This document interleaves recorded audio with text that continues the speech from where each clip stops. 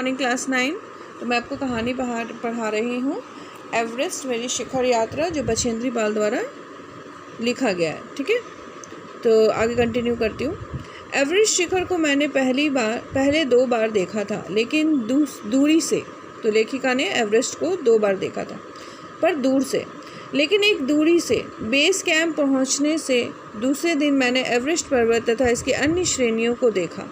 मैं भौचक्की होकर खड़ी रह गई और एवरेस्ट, ल्होत्से और नुत्से की ऊंचाई से घिरी बर्फीली टेढ़ी मेरी नदी को निहारती रही।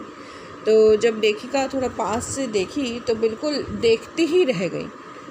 हिमपात अपने आप में एक तरह से बर्फ़ के खंडों का अव्यवस्थित ढंग से गिरना ही था, और हमें बताया गया था कि ग्लेशियर के बहने से अक्सर बर्फ़ में हलचल हो जाती थी, जिससे बड़ी बड़ी बर्फ़ की चट्टानें जो हैं उसी समय गिर जाया करती थी। तो हिमपात जो है, स्नो फॉलिंग, वो अपने आप में ऐसा था जैसे कि बर्फ़ के जो खंड होते हैं यानी कि टुकड़े होते हैं, वो बड़े ही अव्यवस्थित बेढंग से गिरते हैं।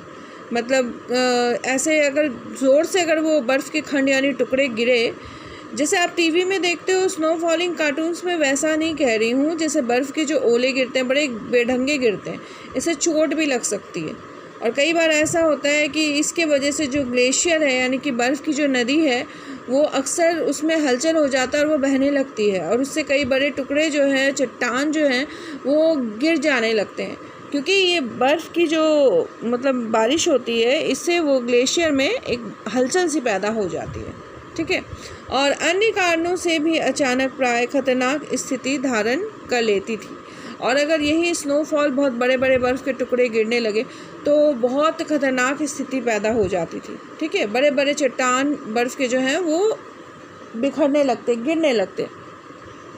सीधे धरातल पर या दरार पड़ने का विचार, मतलब जो ज़मीन है, जिस ज़मीन पे वो लोग चल रहे हैं, उस धरातल पे अगर दरार पड़ जाए, तो बर्फ़ तो उसमें जमी भी होती है, अगर उसमें दरार पड़ जाए यानी कि वो फट जाए, इसका जो विचार है, और इस दरार का गहरे चौड़े हिमविदर में बदल जाने का मात्र ख्याल ही बहुत डरावना था। और मान लो यही दरार जो है, फटी हुई ज़मीन की कोई मतलब आप समझ लो जो ऐसी स्थिति है कि ज़मीन का कोई हिस्सा फट गया है और उसके ऊपर में बर्फ़ की मोटी चादर सी बन गई है, और आपको पता नहीं, और आप अगर उसमें चलते और उस जगह में थोड़ा सा भी ज़ोर पड़ता है और आप ठीक उसके अंदर तुरंत गिर जाते हो। तो ये स्थिति जो है वो बहुत डरावनी थी। इसके बारे में सोचकर ही लेखिका को जो है बहुत डर लगता है। इससे भी ज़्यादा भयानक इस बात की जानकारी थी कि हमारे संपूर्ण प्रवास के दौरान हिमपात लगभग 1 दर्जन आरोहियों और कुलियों को प्रतिदिन छूता रहेगा। और इससे भी ज़्यादा डरावनी जो बात थी वो ये थी कि जितने सारे लोग उनके साथ गए हैं, उनमें से कोई ना कोई हर रोज़ एक दिन मतलब एक एक करके मरता रहेगा, और हमें उस पर शोक नहीं करना, उस बात को सहज रूप से लेना है। तो डरावना था ये बात, मतलब कि हर रोज़ किसी की मृत्यु होना, और उसमें हो सकता है आप भी हो। बछेंद्री पाल जो है वो सोचती है अपने बारे में, हो सकता है मैं भी किसी दिन इसमें मर जाऊँ और एवरेस्ट की चढ़ाई न चढ़ सकूँ। तो ये जो है वो काफ़ी डरावने वाला ख्याल था। दूसरे दिन नए आने वाले अपने अधिकांश सामान को हम हिमपात के आधे रास्ते तक ले गए।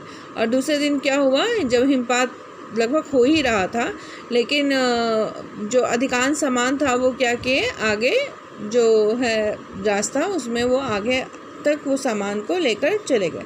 डॉक्टर मीनू मेहता ने हमें एल्युमिनियम की सीढ़ियों से अस्थायी पुल का बनाना, लट्ठों और रस्सियों का उपयोग करना, बर्फ़ की आड़ी तिरछी दीवारों पर रस्सियों को बांधना, और हमारे अग्रिम दल के अभियांत्रिकी कार्यों के बारे में हमें विस्तृत जानकारी दी। तो उसके बाद क्या है, ये डॉक्टर मीनू मेहता जो है, इन्होंने बताया कि कैसे बर्फ़ के पहाड़ पे चढ़ाई चढ़नी होती है। एल्युमिनियम की जो सीढ़ी है उसको हम कैसे पुल जैसा बना सकते हैं, रस्सियों से कैसे आप उपयोग करते हैं ना रस्सियों को, उसमें हुक लगा कर बड़ी आड़ी टेढ़ी तिरछी दीवारों पर रस्सियों को कैसे बांधा जाता है, हुक कहाँ पे लगाया जाता है। तो जो उनके अग्रिम दल के अभियांत्रिकी कार्य हैं उसके बारे में भी उनको विस्तृत रूप से जानकारी दी गई। जो उनके पहले जो टीम पहुंची है वो टीम जो है वो कैसे कैसे करके मौसम का जायज़ा ले रही है, कैसे टेंट लगा रही है, कैसे आगे बढ़ रही है, तो इन सारे कार्यों के बारे में किसने बताया? डॉक्टर मीनू मेहता ने। तीसरा दिन हिमपात से कैंप 1 तक सामान ढोकर चढ़ाई का अभ्यास करने के लिए निश्चित था। तो तीसरे दिन इन्होंने जहाँ पे हिमपात होता है वहाँ से कैंप 1 तक ये लोग जो है अपना सामान किसी तरह से ढो करके लेकर के पहुँचे। ये कहीं ना कहीं एक अच्छी खासी एक्सरसाइज हो गई थी उनकी। रीता गोम्बू तथा मैं साथ साथ चल रहे थे। तो बछेंद्री पाल के साथ कौन थे? रीता गोम्बू साथ में थी। हमारे पास एक वॉकी टॉकी था जिससे हम अपने हर कदम की जानकारी बेस कैंप पर दे रहे थे। तो बेस कैंप पे जो थे उनको ये जब चढ़ाई कर रहे होते हैं ना, जैसे लोग चढ़ रहे होते हैं, तो उनके पास एक वॉकी टॉकी, अभी तो मोबाइल फ़ोन हो गया लेकिन उस समय वॉकी टॉकी था जो कनेक्टेड होता है। आप लोग जितने साथी जा रहे हैं उन सबके साथ एक दूसरे के साथ कनेक्टेड होता है। तो किसी एक को भी परेशानी आती है तो तुरंत वॉकी टॉकी से फ़ोन करके वो एक दूसरे को बता सकते हैं कि कोई ख़राब स्थिति है या किसी के साथ कोई परेशानी आई है। तो लेखिका हर कदम की जानकारी जो है बेस कैंप में बैठे उनके जो पार्टनर थे, मतलब आप बोलिए टीम के लीडर थे, उनको दिए जा रही थी। कर्नल खुल्लर उस समय खुश हो गए जब हमने उन्हें पहुंचने की खबर दी, क्योंकि कैंप 1 पर पहुंचने वाली केवल हम 2 महिलाएं थी। तो जब बछेंद्री पाल और रीता गोम्बू वहां पे पहुंची तो कर्नल खुल्लर को जब उन्होंने ये बात बताई तो उनको बड़ी खुशी हुई। खुशी इसलिए हुई क्योंकि ये 2 महिला बहुत मतलब ख़ास थी। ये पहली बार बेस कैंप पे 2 महिला जो है वो पहुंची थी।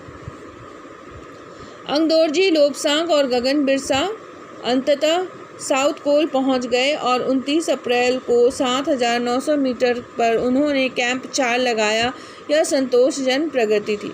तो अंगदोर्जी, लोबसांग और गगन बिरसा ये तीनों जो है वो साउथ कोल पहुंच चुके थे और वहां पे 29 अप्रैल को उन्होंने एक कैंप, यानी जो कैंप चौथा कैंप था वो कैंप जाकर वहाँ पे लगाया। और ये सुनकर उन्हें काफ़ी अच्छा लगा कि चलो अब हम लोग वहाँ तक भी जल्दी ही पहुँच जाएंगे। जब अप्रैल में बेस कैंप में थी, तेंजिंग अपनी सबसे छोटी सुपुत्री डेकी के साथ हमारे पास आए थे। तो अप्रैल में जब वो बेस कैंप में थी तो तेंजिंग जो थे वो अपनी छोटी सुपुत्री डेकी को लेकर वहाँ पे गए थे। उन्होंने इस बात पर विशेष महत्व दिया कि दल के प्रत्येक सदस्य और प्रत्येक शेरपा कुली से बातचीत की जाए। तो वो इस बात पे विशेष जोर देते थे कि हर एक सदस्य से अच्छी तरह से बात की जाए। जब मेरी बारी आई मैंने अपना परिचय यह कहकर दिया कि मैं बिल्कुल ही नौसिखिया हूँ। तो जब बछेंद्री पाल की बारी आई तो उसने अपने बारे में बताया कि मैं नई सीखने वाली हूँ, मैंने अभी तक ठीक से पहाड़ पे चढ़ना सीखा ही नहीं है और एवरेस्ट जो है वो मेरा प्रथम अभियान है, पहला मिशन है। मैं पहली बार बर्फ़ के पहाड़ पे चढ़ने का काम कर रहे हैं।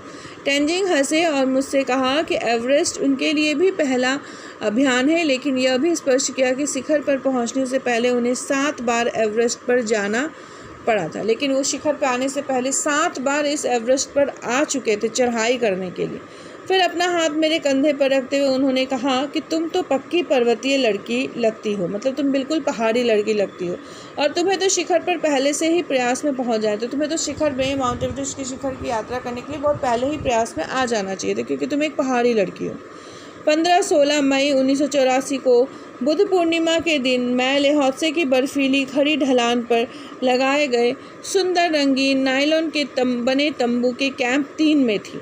तो 15-16 मई की बात है, जब बुद्ध पूर्णिमा का दिन था। लेहौत्से की जो बर्फीली पहाड़ी थी उसकी खड़ी ढलान, मतलब बिल्कुल ढलान जो है वो बिल्कुल सीधी ढलान होगी, ऐसी ढलान। यहाँ पे उन्होंने टेंट लगाया था। हाँ, और वो नायलॉन के कपड़े का बना हुआ बड़ा सुंदर टेंट था, उसका नाम कैंप 3 था। तो अभी तक ये बेस कैंप, कैंप 1, कैंप 3 यहाँ तक पहुँच चुके हैं। कैंप में 10 और व्यक्ति थे, मतलब उस टेंट के अंदर में 10 और व्यक्ति थे। लोबसांग, तशरीन मेरे तंबू में थे। एनडी शेरपा तथा 8 अन्य शरीर से मजबूत और ऊंचाइयों में रहने वाले शेरपा दूसरे तंबुओं में। तो साथ ही एक और टेंट लगा हुआ था जहाँ पे 8 अन्य मजबूत शरीर वाले, ऊंचाई में रहने वाले जो शेरपा कुली थे, शेरपा थे, वो उस टेंट में थे। मैं गहरी नींद में सोई हुई थी। यहाँ पे जो बछेंद्री पाल है वो काफ़ी गहरी नींद में सोई हुई थी। लगभग 12:30 बजे की बात है। मेरे सिर के पिछले हिस्से में किसी एक सख्त चीज़ से टकराने से मेरी नींद अचानक खुल गई और साथ ही एक ज़ोरदार धमाका भी हुआ। तब मुझे एहसास हुआ कि एक ठंडी बहुत भारी कोई चीज़ मेरे शरीर पर से मुझे कुचलती हुई चल रही है। मुझे सांस लेने में भी कठिनाई हो रही थी। तो बहुत बड़ा बर्फ़ का चट्टान जो है वो ऊपर से नीचे की ओर आया और आते वक्त जो है तेंजिंग के सिर से टकराया। उसके शरीर को कुचलते हुए वो आगे निकल गया और काफ़ी ज़ोर से मतलब धमाके की आवाज़ भी हुई। तो इस वक्त लेखिका को एहसास हुआ कि सिर में काफ़ी ज़ोर से किसी चीज़ से टक्कर हुई है और उसका पूरा शरीर जो है ठंडा पड़ गया है और उसके पूरे शरीर से कोई भारी चीज़ गुजरी है। ठीक है, तो आज मैं यहीं तक पढ़ाती हूँ। लेखिका अपनी यात्रा को बता रही हैं कि उनकी यात्रा कैसी हुई थी। ठीक है, एवरेस्ट मेरी शिखर यात्रा।